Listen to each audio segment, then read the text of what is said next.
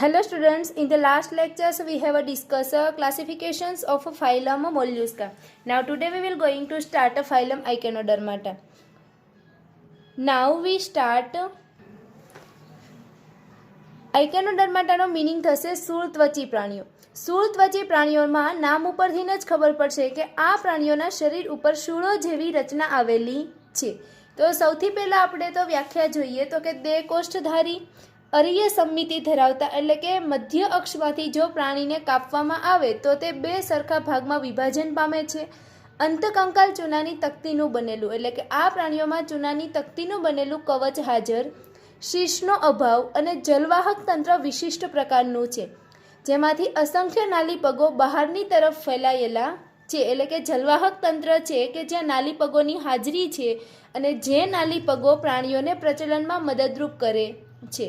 સામાન્ય લક્ષણોની વાત કરીએ તો કે અંગતંત્ર સ્તરીય આયોજન એટલે કે આ પ્રાણીઓની અંદર પાચનતંત્ર, ચેતાતંત્ર જેવા અંગોનો વિકાસ થયેલો જોવા મળે છે.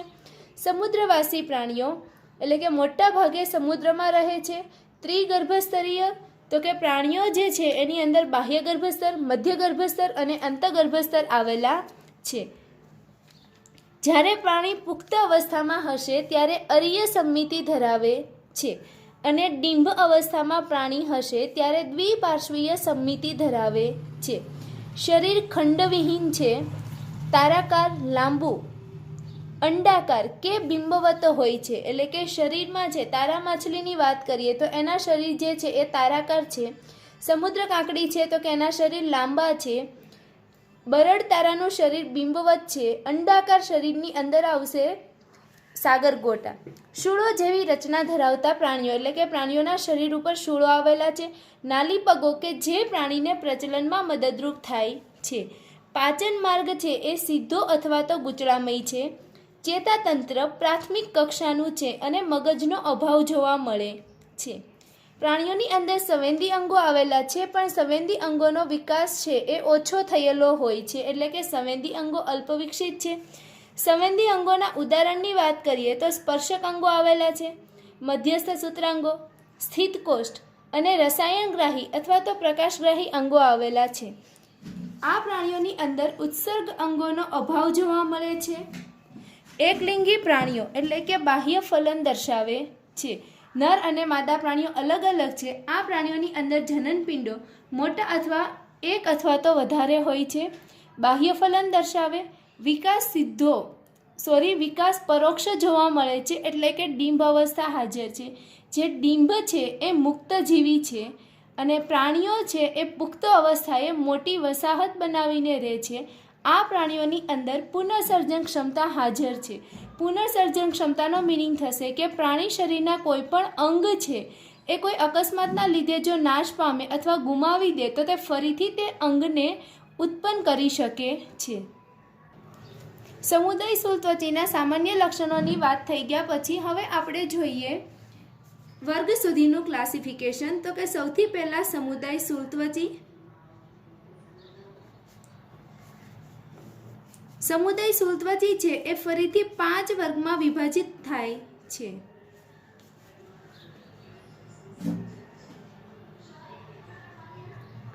તારાકીતકાય,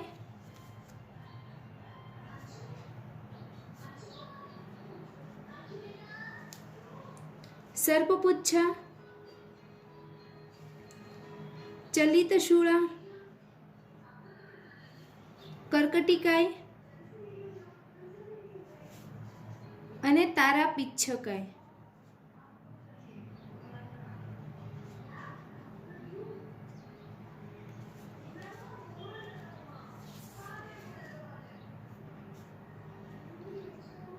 પ્રાણીઓના ઉદાહરણની વાત કરીએ તો તારાકીતકાયની અંદર આવશે સમુદ્ર માછલી, સર્પપુચ્છાની અંદર બરડ તારા, ચલિતશૂળાની અંદર સાગરગોટા, કર્કટિકાયની અંદર સમુદ્ર કાકડી અને તારાપીચ્છકાયની અંદર સમુદ્ર કમળ.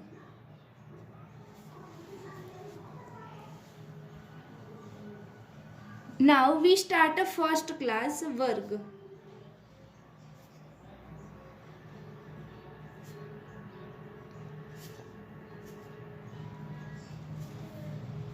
તારાકીત કાય. વર્ગ તારાકીત કાયની અંદર ઉદાહરણ છે સમુદ્ર માછલી.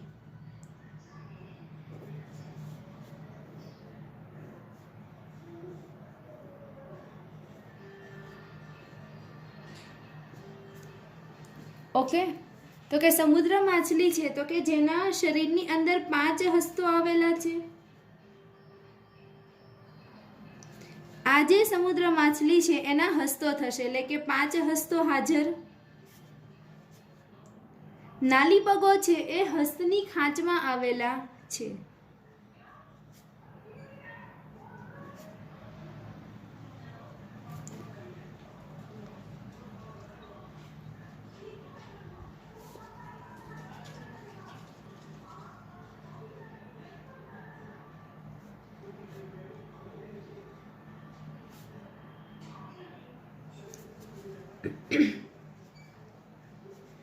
ચૂષકો ધરાવતા પ્રાણીઓ.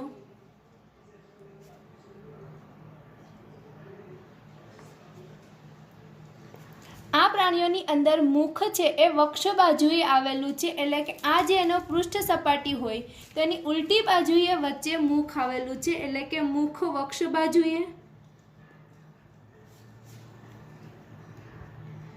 મળદ્વાર પૃષ્ઠ બાજુએ અને મેડ્રીપોરાઇટના છિદ્ર એ પણ પૃષ્ઠ બાજુએ આવેલું છે.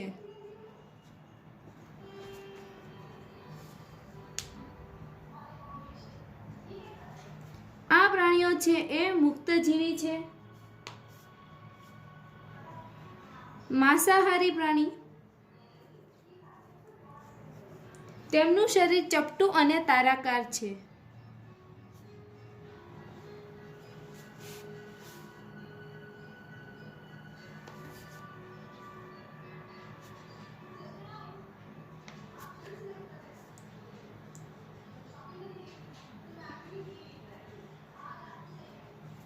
મધ્ય જે ભાગ પડે છે તો કે મધ્યમાં બિંબ અને ત્રિજ્યાવર્તી હસ્તો ધરાવે છે.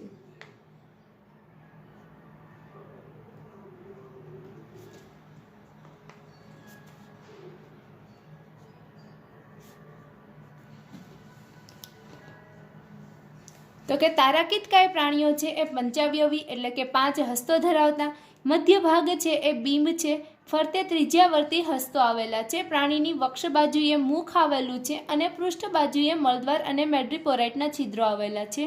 પ્રાણીઓના હસ્તની ખાંચની અંદર નાલી પગો આવેલા છે જે પ્રાણીને ધીમે ધીમે સરકવામાં મદદરૂપ થશે. પ્રાણીઓ મુક્તજીવી છે.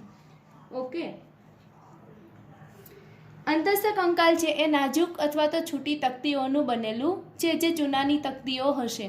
હવે વર્ગ તારાકીતકાયના લક્ષણો જોઈ લીધા પછી આપણે જોઈએ વર્ગ સર્પપુચ્છાના લક્ષણો.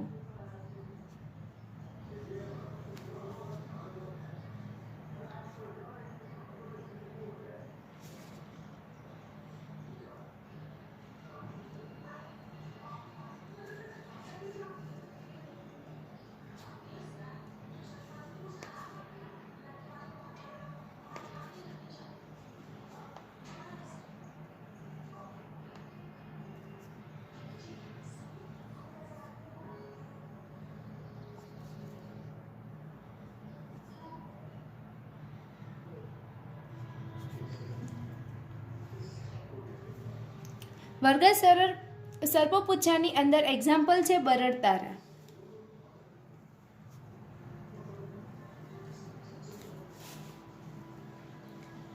આ પ્રાણીઓમાં વર્ગ સર્પપુચ્છા નામ ઉપરથી જ ખબર પડશે કે જે હસ્તો છે 5 હસ્તો આવેલા છે, પણ હસ્તની જે પૂંછડીનો આકાર છે એ સાપની પૂંછડી જેવો છે.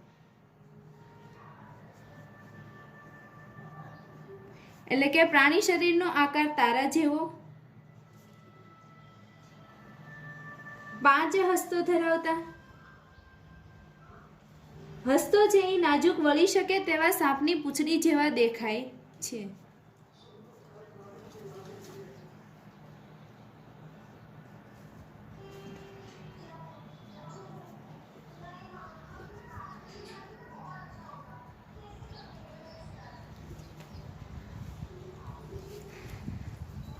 શરીરના કેન્દ્રમાં આવેલું મધ્યસ્થ બીમ એ સ્પષ્ટ જોવા મળે છે.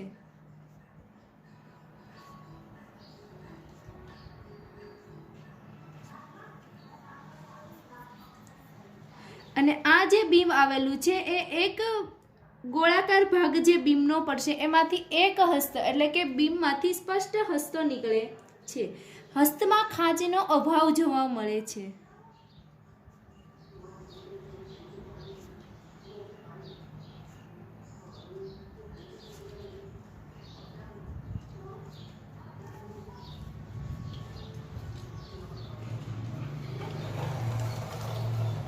બીમની અંદર શરીરના વિવિધ અંગો આવેલા છે એટલે કે હસ્તની અંદર શરીરનું કોઈ અંગ આવેલું છે નહીં એટલે કે શરીરના બધા જ અંગો બીમમાં આવેલા.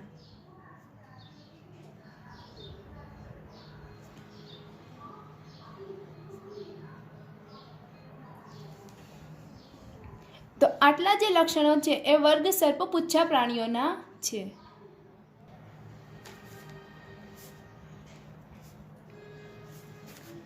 થર્ડ જે વર્ગ છે એ વર્ગ ચલિત શૂળા. વર્ગ ચલિત શૂળાની અંદર એક્ઝામ્પલ આવશે સાગરગોટા.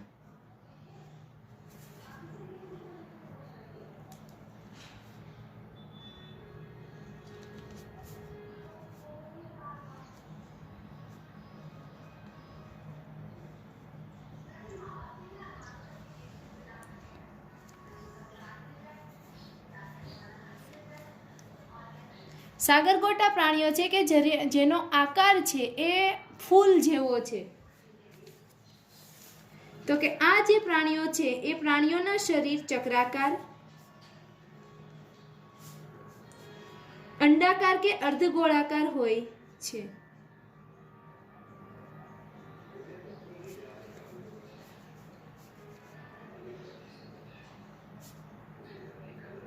આ પ્રાણીઓના કંકાલ નક્કર હોય છે અને આ પ્રાણીઓના કંકાલની ઉપર હલનચલન કરવા માટેના ચલિત શૂળો આવેલા છે.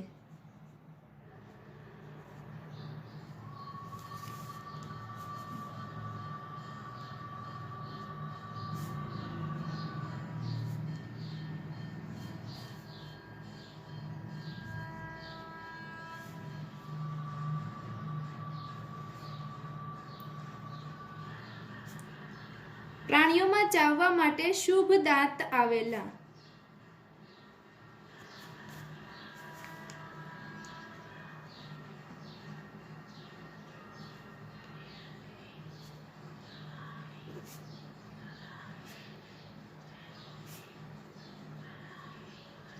હસ્તમાંની ખાંચ ફરતે તકતીઓ આવેલ છે.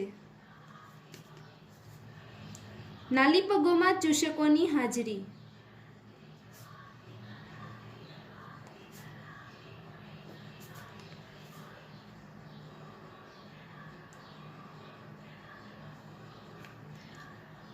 આ પ્રાણીઓમાં શરીર પંચત્રિજ્યા સંરચના ધરાવે છે.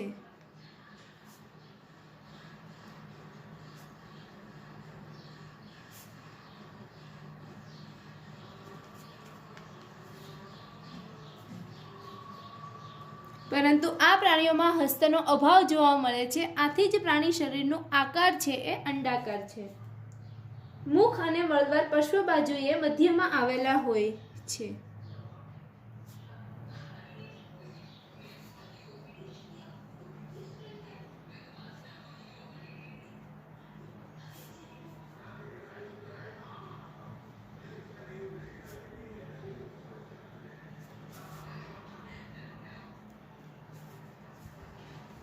તો આ જે લક્ષણો છે એ ચલિત શૂળા વર્ગના લક્ષણો છે, જેની અંદર ઉદાહરણ છે સાગરગોટા એટલે કે પ્રાણી શરીરનો આકાર છે એ અંડાકાર હોય કે બિંબ જેવો અર્ધગોળાકાર હોય છે, જેની અંદર હસ્તો આવેલા છે નહીં, પરંતુ એનું જે શરીર છે એની અંદર તકતીઓ આવેલી છે અને જે હસ્તો છે એની અંદર ખાંચ છે એ આવેલી છે નહીં, અને નાલી પગોની અંદર ચૂષકો આવેલા છે અને તકતીઓવાળી શરીર રચના છે. ચાવવા માટે શુભદાંત આવેલા છે. કંકાલ પર શૂળો આવેલી છે કે જેની મદદથી પ્રાણી છે એ પ્રચલન સરળતાથી કરી શકે છે.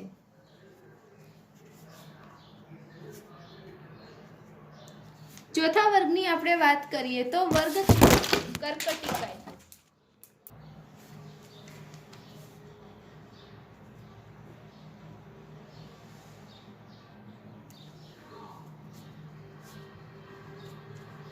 કર્કટિકાય પ્રાણીઓની અંદર ઉદાહરણ છે સમુદ્ર કાંકડી.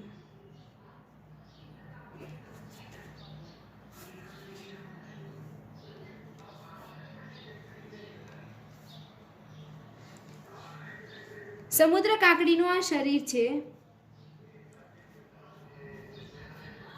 શરીરની ઉપર શૂળો જેવી રચના હશે.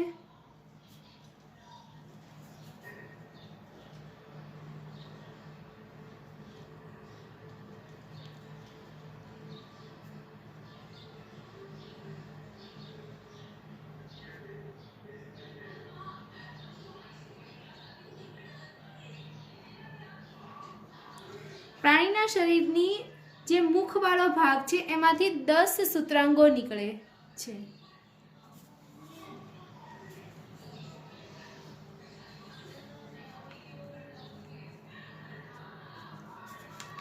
પ્રાણીનું શરીર લાંબુ,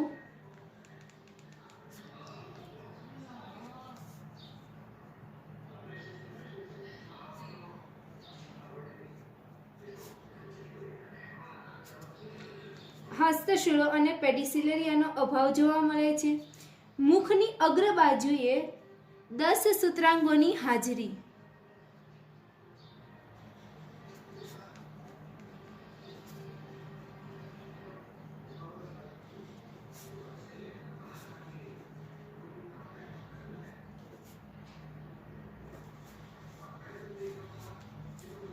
નાલી પગો ચૂષકો યુક્ત હોય છે.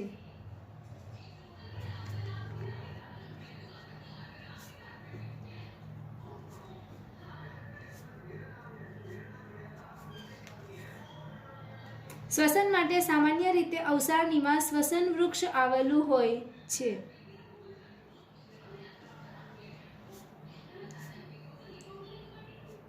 શરીર દિવાલ પર શૂળોનો અભાવ જોવા મળે છે.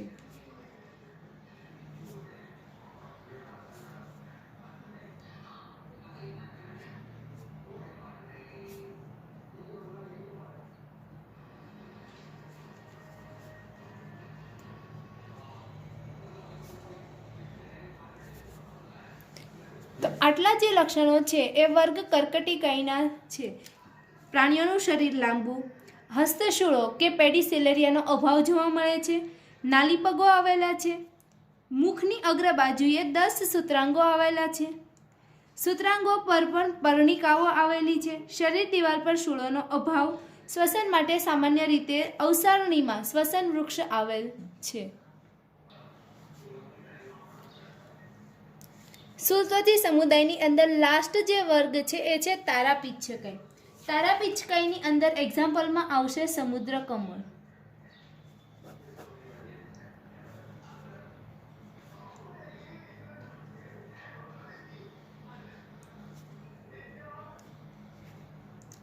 આ વર્ગના પ્રાણીઓના શરીર છે એ જીવન પર્યંત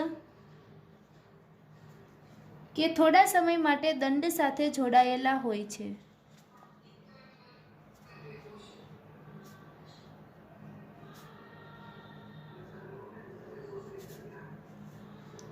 નાલી પગો અને ચૂષકોનો અભાવ જોવા મળે છે.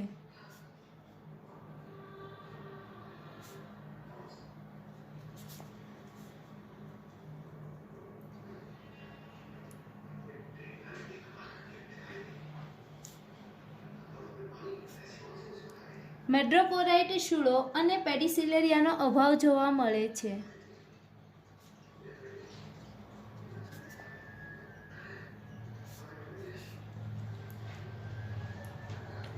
શરીર 5 હસ્તવાળું પંચ ત્રિજ્યાવી સંરચના ધરાવતા,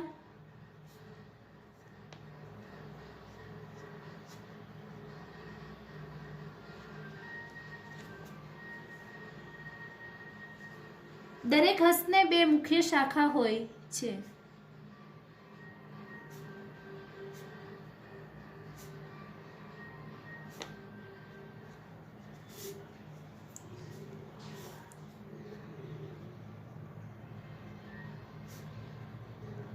જે પર્ણિકા ધરાવે છે. આ પ્રાણીઓના શરીરનો આકાર ફૂલ જેવો છે.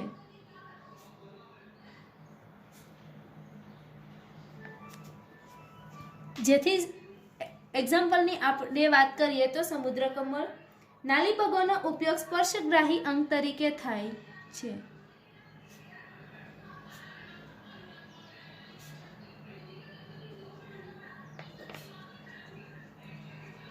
નાલી પગોની મદદથી બહારના એન્વાયરમેન્ટમાંથી સ્પર્શની સંવેદના ગ્રહણ કરી શકે છે.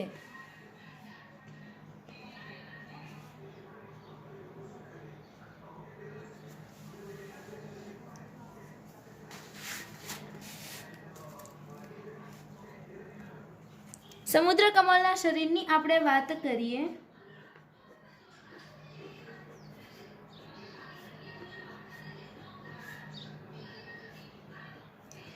એટલે કે શરીર છે એની અંદર 5 હસ્તો આવેલા છે. આ જે 5 હસ્ત છે એમાંથી 2 મુખ્ય શાખા નીકળે છે.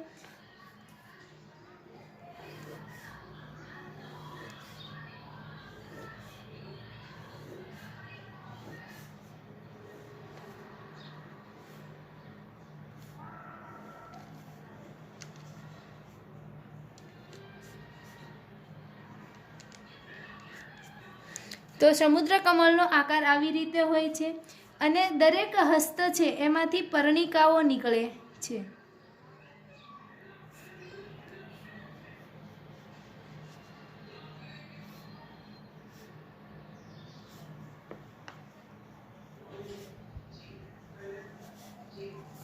તો આ રીતે દરેક હસ્તમાંથી પર્ણિકા નીકળી જાય તો હવે જ્યાં બને છે એ બનશે સમુદ્ર કમળ. ઓકે, તો આટલા જે વાત થઈ એ શુલત્વચી સમુદાયના સામાન્ય લક્ષણો અને તેનું વર્ગ સુધીનું ક્લાસિફિકેશન અને વર્ગના લક્ષણોની વાત થઈ.